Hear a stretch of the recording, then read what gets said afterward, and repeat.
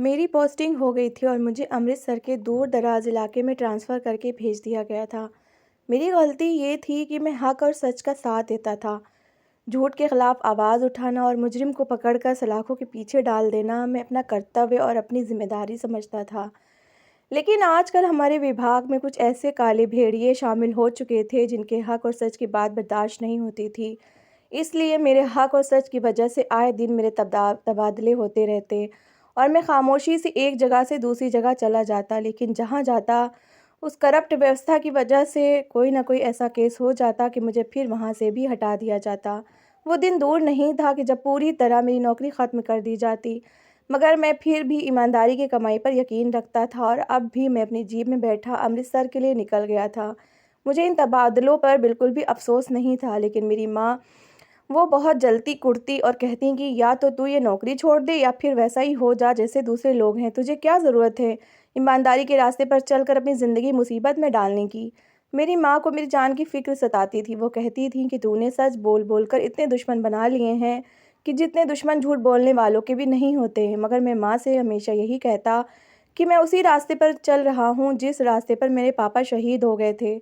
माँ की आंखें भीग जाती और वो कहती हैं कि इसीलिए तो डरती हूँ कि कहीं तेरे साथ भी कुछ ऐसा ना हो जाए। तेरे पापा की ईमानदारी ने उनकी ज़िंदगी ले ली, अब तेरी ईमानदारी कहीं तुझे किसी मुश्किल में न ना डाल दे। और मैं माँ को गले से लगाकर कहता कि माँ, मैं ईमानदारी के रास्ते पर शहीद हो जाऊँ तो भी कभी आंसू ना बहाना। मैं माँ से मिलकर घर से निकल पड़ा था। कई घंटों के बाद बीच रास्ते में एक गाँव पड़ा और मैंने सोचा कि मैं रात को यहीं रुक जाऊँ। शाम का वक्त था, मैं गाँव में दाखिल ही हुआ था कि मैंने देखा है कुएं के पास औरतों की भीड़ लगी हुई है। कई औरतें लाइन में लगी हैं, उनके हाथों में छोटी छोटी मटकियां हैं और वहाँ एक आदमी खड़ा सबको बारी बारी पानी दे रहा है। मैं सोचने लगा कि तरक्की के इस ज़माने में भी गांव वालों की ज़िंदगी कितनी मुश्किल है। इन औरतों को कुछ पानी के लिए कितनी लंबी लाइन लगानी पड़ रही है और हम शहर वाले तो नल खुला छोड़कर कितनी देर भूल जाया करते हैं। अचानक ही मुझे पानी की कीमत का एहसास होने लगा था, लेकिन फिर एक चीज़ देखकर मैं हैरान होकर रह गया। उसके जैसा ही थोड़ी दूर पर बना एक दूसरा कुआं था जिस पर एक दो लोग ही डोर से पानी भर रहे थे। वह ना ही लोगों की ज़्यादा भीड़ थी और ना ही इतनी ज़्यादा लंबी लाइन। और इस बात ने मुझे चौंकने पर मजबूर भी कर दिया था कि जब दूसरे कुएं पर सिर्फ एक दो लोग ही थे तो बाकी औरतें यहाँ इतनी लंबी लाइन लगाए क्यों खड़ी थीं। वहाँ से भी पानी भर सकती थीं। और फिर जब मैं उस लाइन के आगे वाले हिस्से में पहुंचा तो मैंने देखा हर औरत के हाथ में 500 रुपये का नोट था। वह उस नोट उस आदमी को पकड़ाती और उससे अपने मटके में पानी भरवा लेती, लेकिन दूसरे कुएं के पास कोई ऐसा आदमी न था। लोग खुद ही डोर से पानी निकाल कर अपने मटके भर कर ले जा रहे थे। ये अजीब सा नज़ारा था।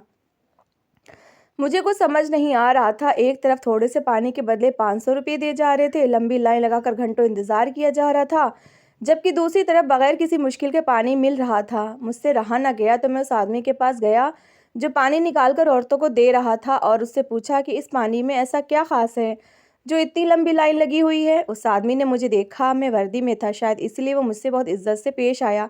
कहने लगा, साहब जी, ये बहुत ही ख़ास पानी है। कोई भी बांझ औरत इस कुएं से पानी पीती है तो वो उम्मीद से हो जाती है। इस पानी की मिठास ही अलग है। ये औरतें सिर्फ इसी गांव की नहीं हैं, बल्कि बराबर वाले गांव की भी हैं। ये सब वो औरतें हैं जो बांझ हैं और बच्चे की ख्वाहिश पे यहाँ आती हैं। दूसरे कुएं का पानी आम सा है, उसे कोई भी भर सकता है, लेकिन इस कुएं का पानी बहुत ही ख़ास है और इसे ख़रीदने के लिए 500 रुपये देने पड़ते हैं। उस आदमी की बात सुनकर मैं हक्का बक्का रह गया। आखिर ये कैसा कुआं था जो इतने बड़े मसले का इलाज शहर में हर दूसरी औरत के साथ यही मामला था।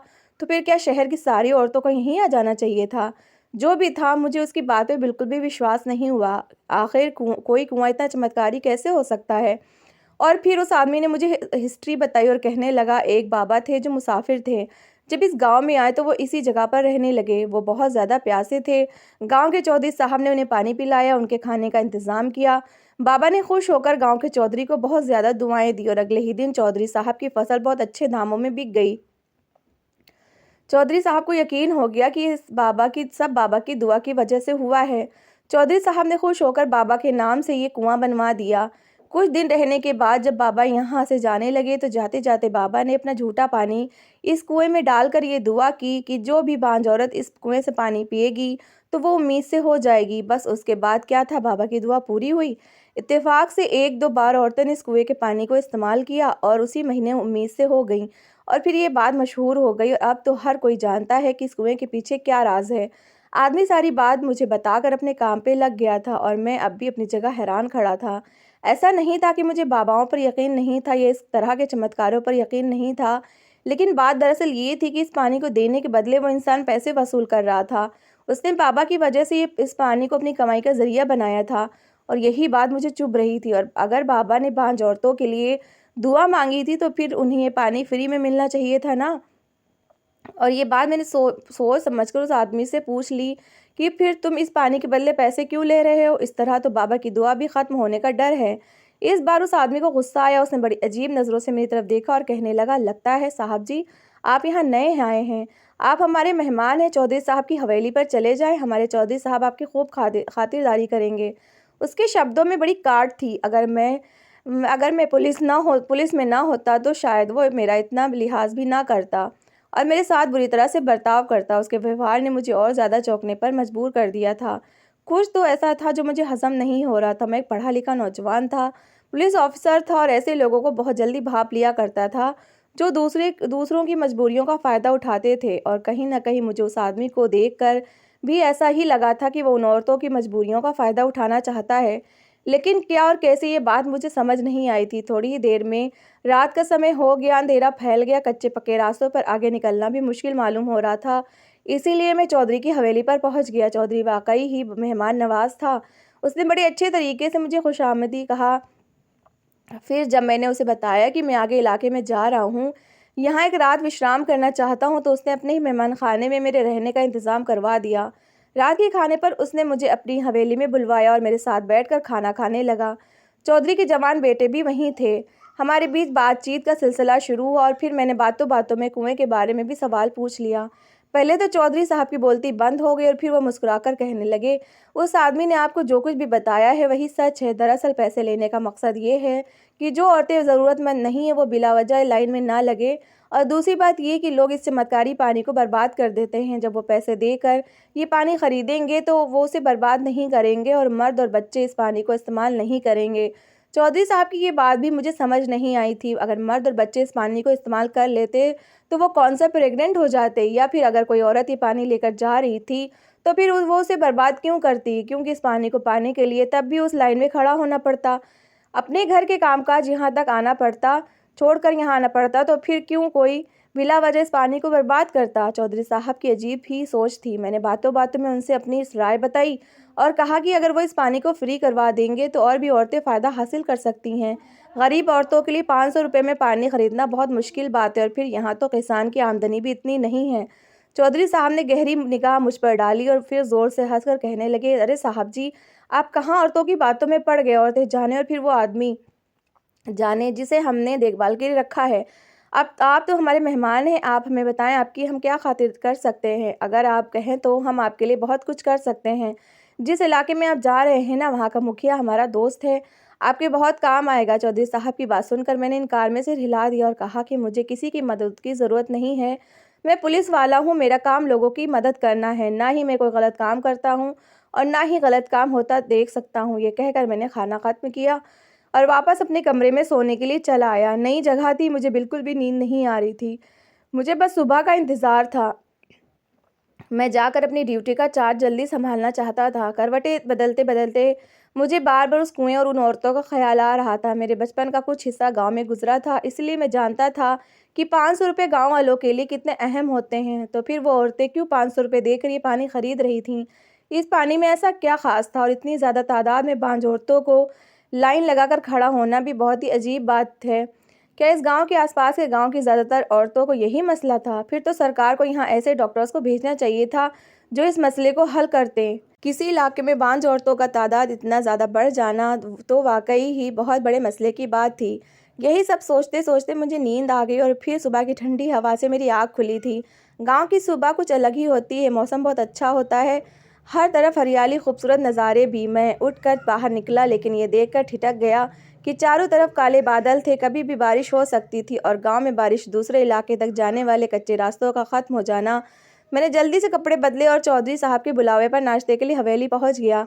गांव की खास लस्सी और आलू के पराठों के साथ नाश्ता टेबल पर लगा हुआ था। मैंने चौधरी साहब से कहा कि मैं नाश्ता करते ही निकल जाऊंगा क्योंकि किसी भी वक्त बारिश हो सकती है, लेकिन मेरी किस्मत ही ख़राब थी कि मेरे नाश्ता करते करते ही बारिश ज़ोर से शुरू हो गई है। चौधरी साहब ने मुझे सख्ती से कहा कि अब यहाँ से इस वक्त कहीं जाने की ज़रूरत नहीं है जब तक बारिश नहीं रुकती, क्योंकि बाहर जाने वाले सारे रास्ते कच्चे में बह जाते हैं और ऐसे में हादसे होना बहुत मुमकिन बात है। ये बात मैं जानता था और इसीलिए मैंने भी यही बेहतर समझा कि मैं यहाँ कुछ समय और ठहर जाऊँगा। लेकिन मुझे अंदाज़ा नहीं था कि इस कुछ वक्त में कैसे कैसे राज मेरे सामने आएंगे और कैसे बहुत सी ज़िंदगियाँ बदल जाएंगी। चौधरी साहब अपनी ज़मीनों पर निकल गए थे और मुझे इस बात की आज़ादी थी कि मैं जहाँ चाहता घूम सकता। मैं भी गांव में बरसात के मज़े लेने के लिए बाहर निकल पड़ा और फिर गांव के खेतों से लेकर बागों पर पैदल ही चलना शुरू कर दिया।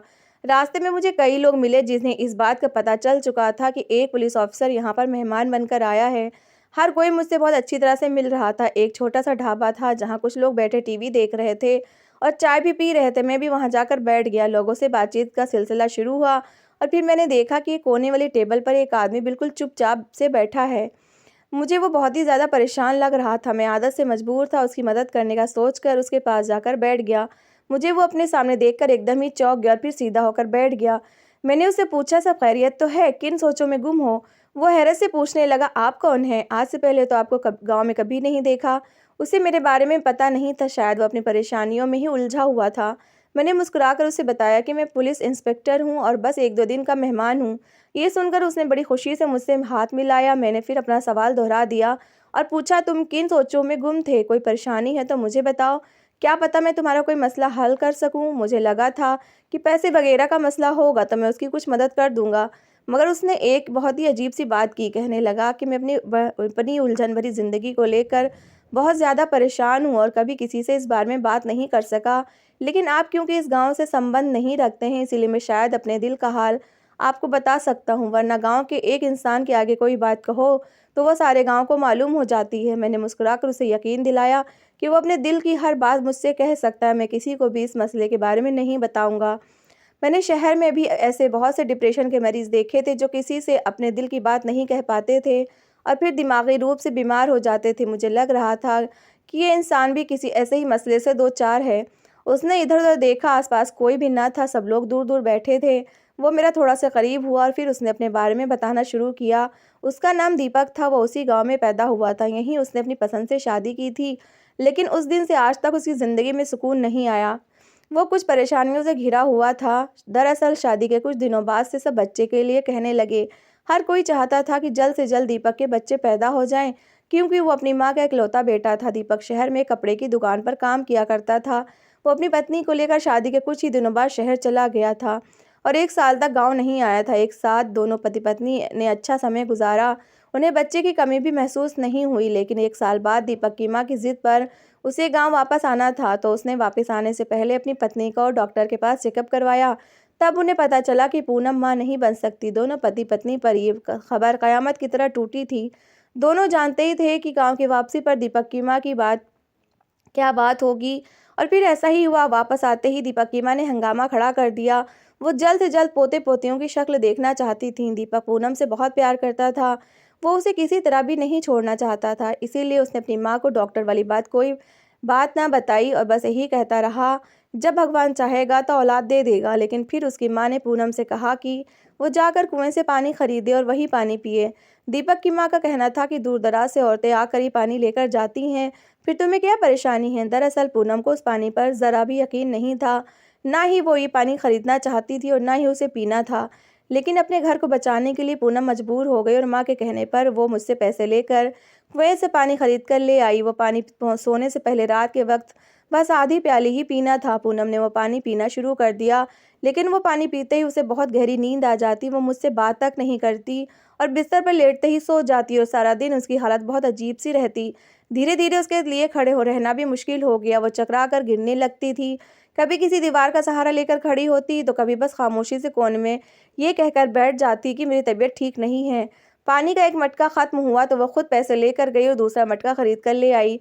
इस बार तो माँ ने उसे कहा भी नहीं था, मगर वह खुद ही पानी लाने के लिए दौड़ पड़ी थी। 1 महीने बाद जब उसे उल्टियाँ हुई तो माँ ने कह दिया कि पूनम उम्मीद से हो गई है। सारा गांव बहुत खुश हुआ और कुएं के चमत्कारी पानी को दुआएं देने लगा और मैं फिर माँ खुद उसका बहुत ज़्यादा ख्याल रखने लगी। हैरत की बात थी कि पूनम प्रेग्नेंट हो चुकी थी, लेकिन इसके बावजूद भी उसने वह पानी पीना नहीं छोड़ा था, बल्कि वो तो पाबंदी से वो पानी का मटका लाती और उसे उसी तरह से संभाल कर रखती। मैंने कई बार पूनम से कहा कि अब तुम्हें पानी पीना छोड़ दो। मुझे लग रहा था कि इस पानी की वजह से पूनम की तबीयत खराब हो रही है, लेकिन उसे तो मेरी कोई बात समझ ही नहीं आ रही थी। उसने मेरी हर बात पर इनकार कर दिया। कभी कभी तो मुझे लगता है कि जैसे वो अपने होशोहवास में ना हो। इत्तेफाक हुआ कि मुझे शहर जाना पड़ा। जिस दुकान पर मैं काम छोड़कर आया था वहाँ मेरे कुछ पैसे बाकी थे। मालिक ने मुझे खुद फ़ोन करके बुलाया था। वहाँ जाकर दुकान के मालिक से पैसे लेने के बाद मैं अपने दोस्तों से मिला तो एक मेरे शहरी दोस्त ने मेरी ये हालत देखी तो मेरी परेशानी की वजह पूछी तो मैंने उसे सारी बात बता दी। उसने मुझे एक शहरी तरीका बताया जिसके ज़रिए मैं घर में ही अपनी पत्नी का प्रेगनेंसी टेस्ट कर सकता था और फिर उसे पता चल जाता कि मेरी पत्नी प्रेग्नेंट है या फिर उसे कोई बीमारी हो गई है। उसने मुझे एक टेस्ट स्ट्रिप दिलवाई जिसे लेकर मैं गांव वापस आ गया और मैंने बड़ी खामोशी से चुपके से अपनी पत्नी का प्रेगनेंसी टेस्ट किया और मुझे पता चला कि वो प्रेग्नेंट नहीं है। ये जानकर मेरे सर पर आसमान गिर पड़ा, क्योंकि मेरी माँ को अगर ये बात पता चलती तो वो मुझे मजबूर करती कि मैं पूनम को तलाक दे दूँ। इसलिए मैंने खामोश रहना ही बेहतर समझा और जो कुछ जैसा चल रहा था वैसे ही चलने दिया। पूनम अब भी मुझसे हर हफ्ते 500 रुपये लेती है और जाकर पानी खरीद कर लाती है। मैं उसे समझाना चाहता हूँ, रोकना चाहता हूँ, लेकिन ऐसा लगता है कि जैसे उस पर कुछ जादू हो गया हो।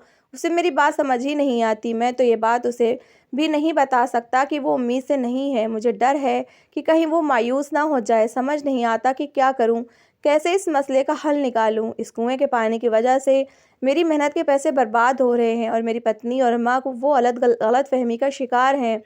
आज नहीं तो कल जब सबको ये बात पता चलेगी कि पूनम उम्मीद से नहीं है तो मैं गांव वालों को क्या मुंह दिखाऊंगा। यहाँ ऐसी बातें मर्द की मर्दानगी पर आती हैं और फिर तरह तरह की बातें बनती हैं। वो अपने दिल की सारी भड़ास मेरे सामने निकाल कर खामोश हो गया और मैं सोच में पड़ गया था कि जिस कुएं को मैं भूल गया था उस कुएं के बारे में फिर नए सिरे से मुझे अजीब व गरीब बात पता चली थी। यानी दीपक की पत्नी कुएं का पानी प्रेग्नेंट नहीं हुई थी, बल्कि उसके साथ कुछ और हुआ था और सब उसे प्रेग्नेंट समझ रहे थे। शायद बाकी औरतों के साथ भी ऐसा ही कुछ मामला हो और फिर दीपक की तरह बाकी मर्दों ने भी खामोशी कायम कर रखी हो, या फिर शायद उन्होंने अभी तक टेस्ट भी ना किया हो। मैंने दीपक से पूछा कि ये कुआं कितने साल पहले बना था। दीपक कहने लगा, यही कोई 1 साल पहले की बात है। अब तो मैं और भी बुरी तरह हैरान हो गया था। यानी कि इस कुएं को बने हुए ज़्यादा समय भी नहीं हुआ था और उसके ज़रिए बहुत बड़ी आमदनी जमा की जा रही थी। यकीनन कुछ ऐसा ज़रूर था जिसको छुपाया जा रहा था और मुझे यकीन था कि कहीं ना कहीं चौधरी साहब का भी इसमें हाथ था। मैंने कुछ सोच कर दीपक से कुछ पूछा, तुम उन बाबा के बारे में कुछ जानते हो क्या? वो कहने लगा कि नहीं, कुछ खास नहीं। कुछ दिनों के लिए एक बाबा ठहरे ज़रूर थे, मगर उनके और चौधरी साहब के बीच क्या हुआ कोई नहीं जानता और फिर एक दिन वो अचानक ही गायब भी हो गए थे। वो कहाँ गए किसी को कुछ मालूम नहीं। उनके जाने से पहले ही कुएं को फ़ौरन बनवाना शुरू कर दिया गया था और वो चौधरी के बंदों ने ही गाँव वालों को ये बात बताई थी कि वो बाबा चमत्कारी थे। उन्होंने कुएं को पानी को चमत्कारी बनाया था। वो बेचारा बहुत ही ज़्यादा परेशान दिख रहा था, इसलिए मैंने उससे और सवाल जवाब करना बंद कर दिया और उससे कहा कि तुम चिंता ना करो, जल्दी सब कुछ ठीक हो जाएगा। बस तुम हिम्मत करो और अपनी माँ पत्नी को ये बात समझाओ कि किसी कुएं के पानी को पीने से कोई प्रेग्नेंट नहीं हो सकता। तुम अपनी पत्नी को वापस शहर ले जाओ और उसका इलाज करवाने की कोशिश करो। मेरी बात सुनकर वो कहने लगा कि हाँ, मैं भी यही सोच रहा हूँ, वापस शहर चला जाऊँ। बारिश रुक चुकी थी, लेकिन बादल अभी भी पूरी तरह छाए हुए थे। ऐसे में मेरा गांव से निकलना ठीक नहीं था और अब तो कुएं का सच भी मैं जानना चाहता था। और फिर मैंने प्लान बनाया और उस रात खामोशी से मेहमान खाने से निकलकर कुएं तक पहुंच गया। वहां दूर दूर तक कोई भी ना था। मैंने सोचा कि कुएं के अंदर उतर कर देखता हूं कि क्या मामला है, क्या वाकई ही यह पानी कुछ खास है या फिर कोई और बात है। मैंने सोचा था कि इस पानी को लेकर इसे शहर भिजवाऊंगा और लेबोरेटरी में टेस्ट करवा कर देखूंगा कि इस पानी में कुछ खास है। मगर मैं जब कुएं में उतरा तो मेरे होश उड़ गए। वहाँ तो पहले से ही एक आदमी और एक औरत बैठे थे और मैं इन दोनों को बहुत अच्छी तरह से जानता था। वो दोनों चौधरी के खास नौकर थे, लेकिन उनका रात के इस वक्त यहाँ पर क्या काम था। एक छोटा सा टॉर्च जलाए वो दोनों बहुत सारे पत्ते हाथ में लिए बैठे वहाँ कुछ कर रहे थे। मुझे देखकर दोनों ही घबरा गए। वो जानते थे कि मैं पुलिस वाला हूँ और मैंने भी इस बात का पूरी तरह फ़ायदा उठाया और सख्ती से सवाल जवाब शुरू कर दिए और फिर सारा सच मेरे सामने आ गया। ना ही ये पानी चमत्कारी था, ना ही इसका पानी, ना ही बाबा की कहानी, ना ही सच्चाई थी। हाँ, मगर चौधरी ने इनका गलत इस्तेमाल करके अपने दोनों नौकरों को इस काम पर लगा दिया। वो कुछ नशा और पत्तों को पीसकर रात को इस पानी में मिला दिया करते थे और फिर ये पानी जब औरतों को पिलाया जाता तो धीरे धीरे उन्हें नशे की आदत हो जाती और फिर वो नशे में डूबी औरतों को किसी न किसी बहाने से हवेली में बुलाकर उन्हें गलत कामों के लिए इस्तेमाल करते। इस नशे की दवाई की खास बात ये थी कि इसे इस्तेमाल करने वालों की हालत ऐसी हो जाती कि जैसे वो प्रेग्नेंट हो। चौधरी साहब लोगों के अंधविश्वास और अनपढ़ होने का इस्तेमाल कर रहे थे। औरतें पहले ये समझा करती कि वो प्रेग्नेंट हैं और जब बाद में पता चलता कि वो प्रेग्नेंट नहीं है तो उन्हें लगता कि शायद उनका बच्चा ख़राब हो गया है। यहाँ डॉक्टर की कोई सहूलत भी ना थी और कोई डिस्पेंसरी हॉस्पिटल भी ना था। एक पुरानी दाई थी, वो भी चौधरी के हुक्म पर ही चला करती थी। वैसे भी इस खेल को ज़्यादा समय नहीं हुआ था, इसलिए अब तक चौधरी साहब का सच किसी के सामने नहीं आया था। मैंने दोनों नौकरों को सरकारी गवाह बनने को कहा और कहा कि तुम्हारी सज़ा माफ़ हो जाएगी अगर सरकारी गवाह बन जाओगे। वो लोग मान गए और फिर अगली ही सुबह मैं गांव से निकल गया। मैंने जाकर सीधे कमिश्नर साहब को ये रिपोर्ट पेश की।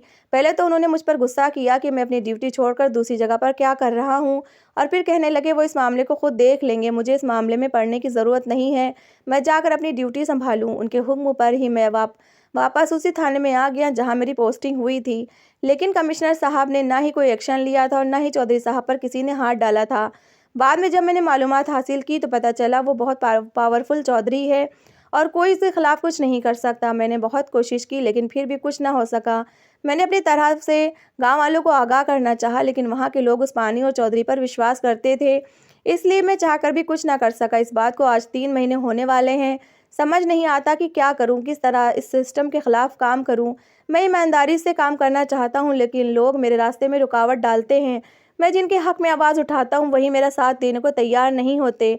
ऊपर से लेकर नीचे तक हर कोई रिश्वत खाकर अपनी ज़ुबान बंद कर लेता है। ऐसे में मुझ जैसे ईमानदार पुलिस ऑफिसर या तो नौकरी छोड़ देते हैं या फिर दबाव में आकर आत्महत्या कर लेते हैं। मैंने कई अखबार वालों को ये खबर बताई और उनसे कहा कि वो इस खबर को छापे लेकिन वो सब भी रिश्वत खाकर खामोश बैठ जाते हैं। किसी ने अब तक ये खबर नहीं छापी। आप ही लोग बताएं मुझे क्या करना चाहिए? क्या मैं भी आप सबकी तरह चुप बैठ जाऊं या फिर ऐसा क्या करूं कि उस गांव से कुएं के पानी का अंधविश्वास खत्म हो? तो दोस्तों, कैसी लगी आपको मेरी आज की कहानी? अगर कहानी अच्छी लगी हो तो प्लीज़ लाइक करिए और अगर हमारे चैनल पर नए हैं तो चैनल को सब्सक्राइब करिए। तो मिलते हैं ऐसी ही एक और दिलचस्प कहानी के साथ। Thanks for watching.